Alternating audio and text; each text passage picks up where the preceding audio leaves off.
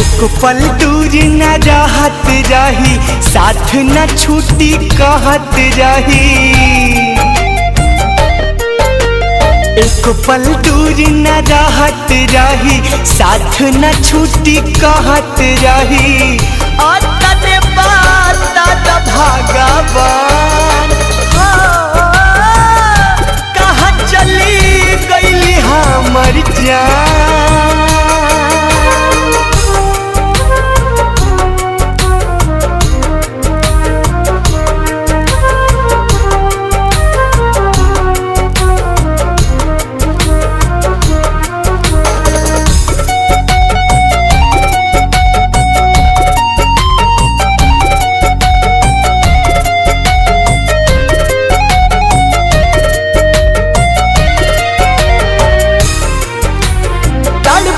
होई है हमारा बिना,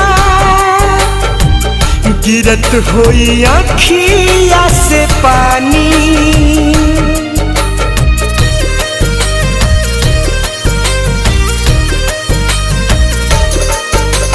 जाने कवना हाल में होई है, यह सोची बढ़े परेशानी। ना मिली है तो जी ना पाई, उनका बिना हम मर जाई।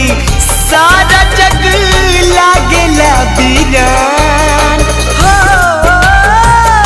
कहाँ चली गई हमर जान।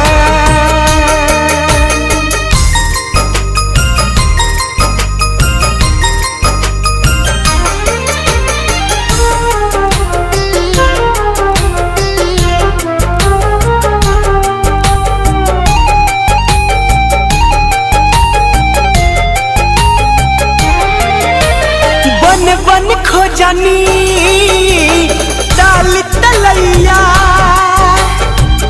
कतही नयली नजरिया।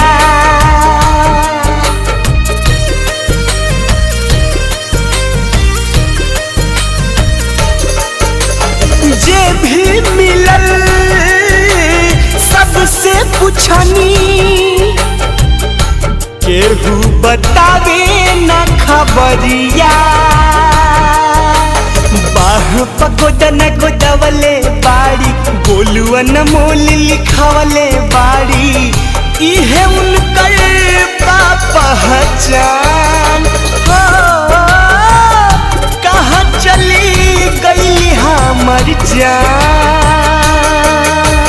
एक पल दूर न रहत रही, साथ न छूटी कहत रही।